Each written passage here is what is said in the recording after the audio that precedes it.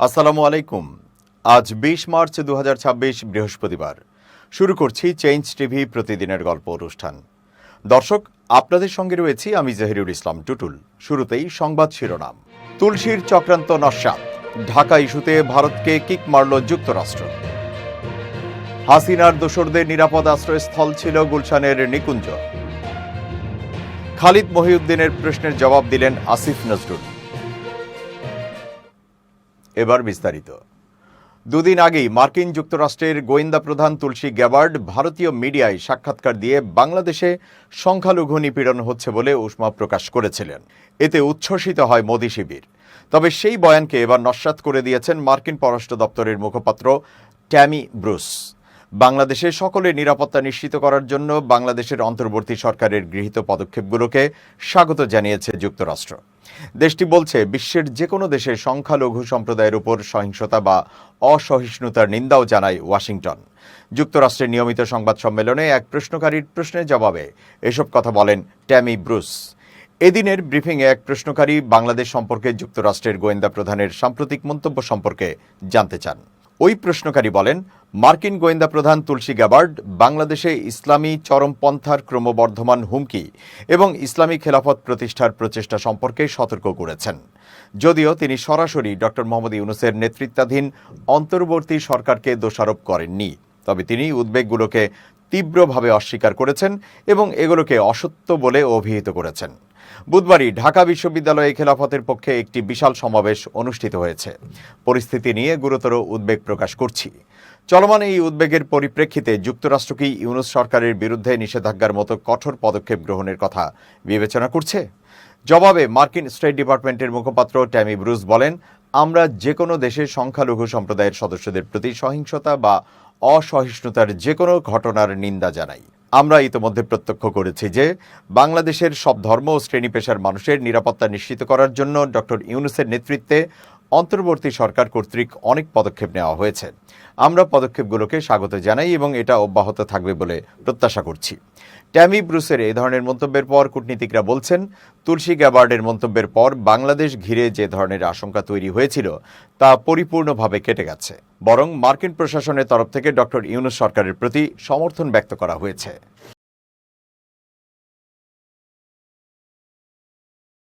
দৈনিক যুগান্তরের প্রতিবেদক তহুর আলী ফ্যাসিবাদের দোসরদের নিয়ে একটি অনুসন্ধানী প্রতিবেদন তৈরি করেছেন।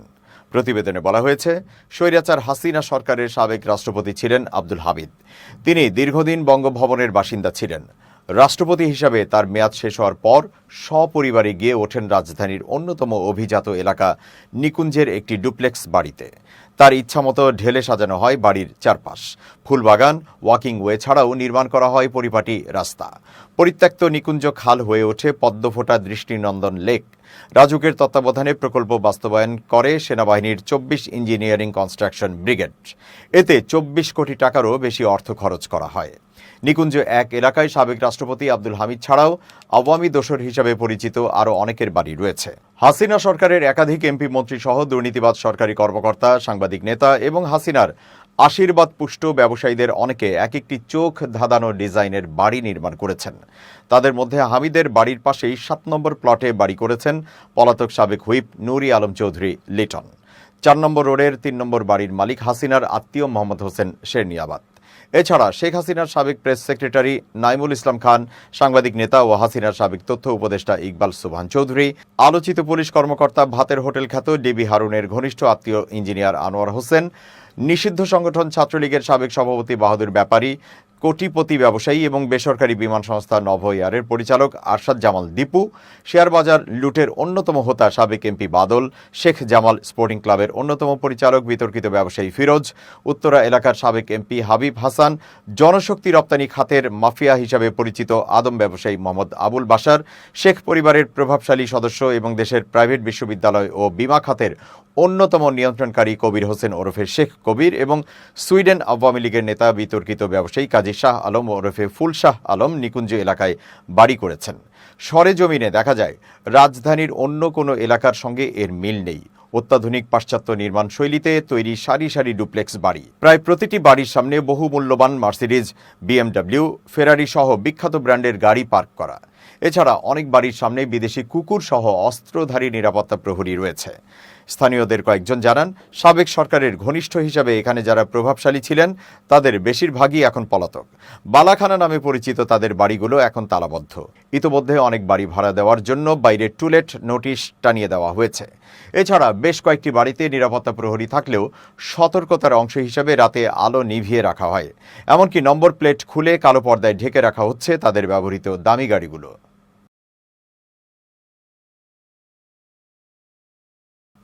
সংবিধান, জনপ্রশাসন, বিচার বিভাগ, নির্বাচন প্রক্রিয়া ও দুর্নীতি দমন কমিশনের সংস্কার সুপারিশের ওপর লিখিত মতামত দিয়েছে বাংলাদেশ জামায়াতে ইসলামী। বৃহস্পতিবার সকালে জাতীয় সংসদ ভবনে অবস্থিত জাতীয় ঐকমত্য কমিশনের সহ সভাপতি অধ্যাপক আলী রিয়াজের কাছে এসব সুপারিশমালা জমা দেন দলের সেক্রেটারি জেনারেল মিয়া গোলাম পারোয়ারের নেতৃত্বে একটি প্রতিনিধি দল। সংস্কার প্রস্তাব জমা শেষে সংবাদ সম্মেলনে মিয়া গোলাম পারোয়ার বলেন, বাংলাদেশ জামায়াতে ইসলামী চায় একটি অবাধ, নিরপেক্ষ ও গ্রহণযোগ্য নির্বাচন। সেজন্য সরকারের সংস্কারমূলক কর্মকাণ্ডে সহযোগিতা করছি। নির্বাচন নিরপেক্ষ করে একটি সুন্দর রাষ্ট্রপতি, প্রধানমন্ত্রী এবং রাষ্ট্রের সাংবিধানিক কাঠামোতে যে ভারসাম্যহীনতা সেগুলো ফিরিয়ে এনে সমন্বিত করতে ভালো কিছু পরামর্শ দিয়েছি। গণপরিষদ নির্বাচন নিয়ে কোনো প্রস্তাব দিয়েছেন কিনা এমন প্রশ্নের জবাবে মিয়া গোলাম পারোয়ার বলেন, আস্থা ভোট, বাজেটে এ সম্পর্কে আমরা ৭০ ধারা অনুযায়ী পার্লামেন্ট মেম্বাররা ভূমিকা পালন করবেন কিভাবে সে ব্যাপারে আমরা বলেছি। কমনলি আমরা মেনে নিইনি, প্রোভাইডলি আমরা কিছু শর্ত দিয়েছি। আপনারা কি জাতীয় নির্বাচনের আগে গণপরিষদ নির্বাচন চান? এমন প্রশ্নের জবাবে জামায়াতের সেক্রেটারি জেনারেল বলেন, না, আমরা সেভাবে বলিনি। ছাত্র জনতা তীব্র আন্দোলনের মুখে ক্ষমতাচ্যুত হয়ে ভারতে পালিয়ে যাওয়ার আগে বাংলাদেশের অর্থনীতিতে ধস নামিয়ে গেছেন শেখ হাসিনা। টাকা পাচার করায় বাংলাদেশ ব্যাংকের রিজার্ভ কমে যায়। সেই ঘাটতি পূরণে এখনও লড়াই করছে বাংলাদেশ ব্যাংকের ব্যাংকিং খাত। তবে প্রশ্ন হলো, অর্থ পাচার বন্ধ থাকার পরও কেন গত 7 মাসে বাড়েনি রিজার্ভ? সাংবাদিক খালেদ মহিউদ্দিন তার টকশোতে এমন প্রশ্ন করেছিলেন অর্থ উপদেষ্টা সালেউদ্দিন আহমেদকে, যার সন্তোষজনক উত্তর দিতে পারেননি অর্থ উপদেষ্টা। সামাজিক যোগাযোগ মাধ্যমে জানিয়ে মতভেদ তৈরি হয়েছে। এবার এই ইস্যুতে ফেসবুকে একটি পোস্ট দিয়েছেন আসিফ নজরুল, যেখানে খালেদ মহিউদ্দিনের সেই প্রশ্নের উত্তর দিয়েছেন তিনি। অবশ্য পোস্টটি তার নিজের নয়, ব্যারিস্টার সালাউদ্দিন দরুনের পোস্টটি নিজের ফেসবুকে শেয়ার করেছেন তিনি, যেখানে পাওয়া গেছে 4টি উত্তর। পোস্টে লেখা হয়েছে, সাংবাদিক খালেদ মহিউদ্দিন সাহেব অর্থ উপদেষ্টা সাহেবকে 3বার একটি প্রশ্ন করলেন। প্রশ্নটি হলো, গত 7 মাসে টাকা পাচার বন্ধ থাকার পরেও রিজার্ভ কেন বাড়ছে না? তিনি একবারও এই সহজ প্রশ্নের সহজ উত্তরটা দিতে পারেননি। অথচ তিনি এবং গভর্নর সাহেব মিলে অসাধারণ কাজ করেছেন এবং করে যাচ্ছেন প্রতিনিয়ত। সম্ভবত মরহুম সাইফুর রহমান সাহেবের পরে বাংলাদেশের অর্থনীতি এখন সবচাইতে যোগ্য লোকদের হাতে। উত্তরটা হওয়া উচিত ছিল ক, জমে থাকা অনেক বিদেশি ঋণ ও সুদ পরিশোধ করা হয়েছে। খ, এলসি খোলার উপর যে রেস্ট্রিকশন ছিল তা উঠিয়ে নেওয়া হয়েছে, যার ফলে বিজনেসম্যান, ইন্ডাস্ট্রিয়ালিস্টরা প্রয়োজনীয় এলসি খুলতে পারছেন কোনো বাধা ছাড়াই। গ, নিত্য প্রয়োজনীয় পণ্যের দাম সহনীয় রাখতে সরকার নিজে অনেক পণ্য আমদানি করছে। ঘ, আকুর সকল দেনা নিয়মিত পরিশোধ করা হচ্ছে।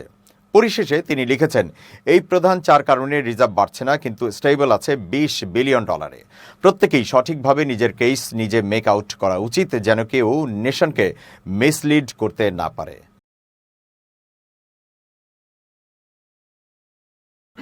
প্রকাশিত হয়েছে জীবনমুখী গানের শিল্পী, সাংবাদিক ও লেখক আমিরুল মোমিনিন মানিকের নতুন মিউজিক্যাল ফিল্ম ইমাম মাহাদি। তার সঙ্গে গেয়েছেন উপমহাদেশের প্রখ্যাত কণ্ঠশিল্পী বশির আহমেদ, মিনা বশির দম্পতির পুত্র রাজা বশির। আমিরুল মোমিনিন মানিকের কথা ও সুরে গানটির সঙ্গীত পরিচালনা, মিক্সিং মাস্টারিং করেছেন পারভেজ জুয়েল। কিশোর নীলের নির্মাণে ইমাম মাহাদি প্রকাশিত হয়েছে মানিক মিউজিক ইউটিউব চ্যানেলে। গানটির গ্রাফিক্স করেছেন ওমায়ের হোসেন। ইমাম মাহাদি প্রসঙ্গে কিশোর নীল বলেন, বিশ্বব্যাপী এখন আগ্রাসী ও আধিপত্যবাদীদের নিপীড়ন চলছে। বিশেষ করে ফিলিস্তিনে চলছে নির্বিচারে ধ্বংসযজ্ঞ। ইসরায়েল কর্তৃক সেখানে গণহত্যা চললেও পৃথিবীর শক্তিধর রাষ্ট্রগুলো একেবারে নিশ্চুপ। এমনকি এসব হত্যাকাণ্ডের পৃষ্ঠপোষকতাও দিচ্ছে তারা।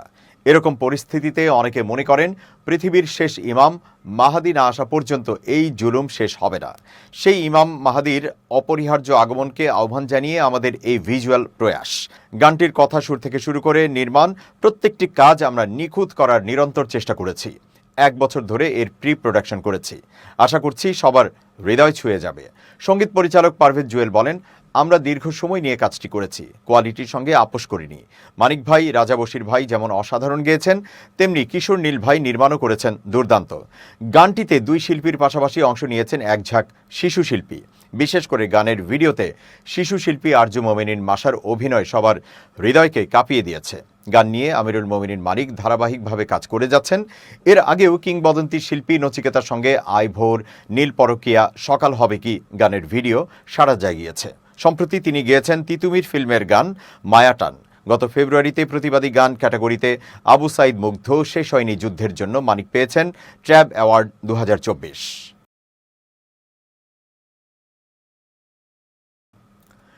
এবার খুব জরুরি 1 মিনিট জানাচ্ছেন ইউনেস্কো ক্লাব পুরস্কার বিজয়ী সাংবাদিক আমিরুল মোমিনিন মানিক।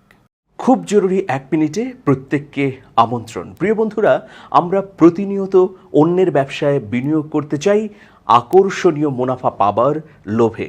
এই কাজটি কখনোই করবেন না।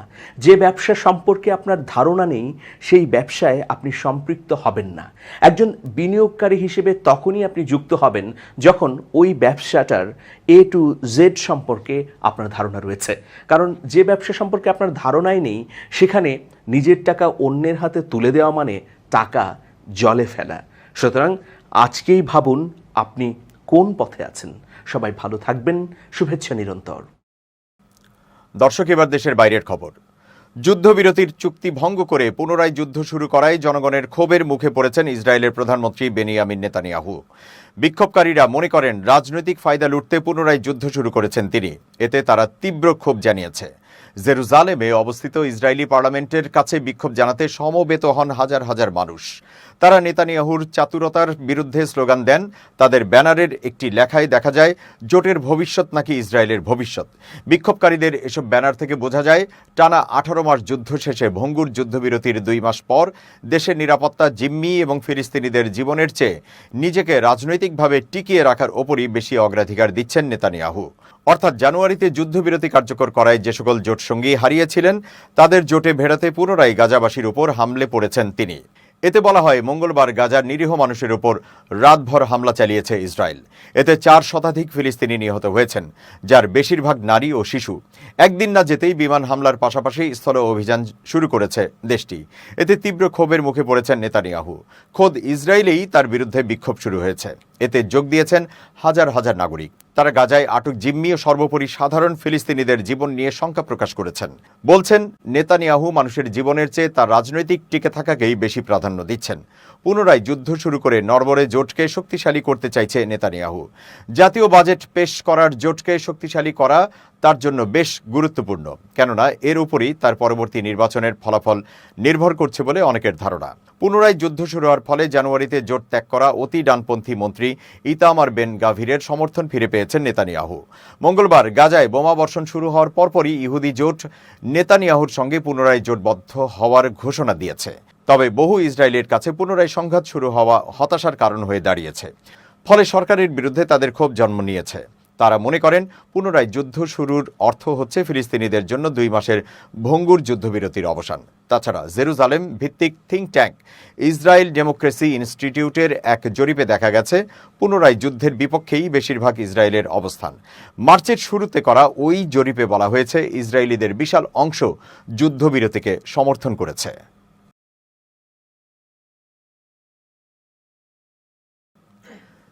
ফিলিস্তিনের অবরুদ্ধ গাজা ভূখণ্ডে এক রাতেই নারী ও শিশুসহ 4 শতাধিক মানুষকে হত্যা করেছে ইসরায়েল। নারকীয় এই তাণ্ডবকে ঘিরে ইসরায়েলের কঠোর সমালোচনা করেছেন ভারতের বিরোধী রাজনৈতিক দল কংগ্রেসের নেত্রী ও সংসদ সদস্য প্রিয়াঙ্কা গান্ধী। তিনি এই হত্যাকাণ্ডকে ঠান্ডা মাথায় খুন বলে উল্লেখ করে ইসরায়েলের সমালোচনা করে বলেছেন, তাদের কর্মকাণ্ড দেখায় যে তাদের কাছে মানবতার কোনো মূল্য নেই। ভারতীয় বার্তা সংস্থা পিটিআইয়ের বরাত দিয়ে এক প্রতিবেদনে এই তথ্য জানিয়েছে সংবাদ মাধ্যম দ্য হিন্দু। মূলত ভারতীয় জাতীয় কংগ্রেসের সদস্য হিসেবে সর্বভারতীয় কংগ্রেস কমিটির সাধারণ সম্পাদক হিসেবেও দায়িত্ব পালন করছেন প্রিয়াঙ্কা গান্ধী। বুধবার কংগ্রেসের এই সংসদ সদস্য বলেন, ইসরায়েলি সরকারের 400 জনেরও বেশি নিরীহ বেসামরিক নাগরিকের ঠান্ডা মাথায় হত্যাকাণ্ড প্রমাণ করে যে তাদের কাছে মানবতার কোনো মূল্য নেই। তিনি জোর দিয়ে বলেছেন, তারা যত বেশি অপরাধমূলক কাজ করে তত বেশি তারা নিজেদেরকে কাপুরুষ হিসেবে প্রকাশ করে। মঙ্গলবার ভোরে গাজা উপত্যকায় ইসরায়েলের বিমান হামলায় 400 জনেরও বেশি ফিলিস্তিনি নিহত হওয়ার পর এই মন্তব্য করলেন প্রিয়াঙ্কা গান্ধী।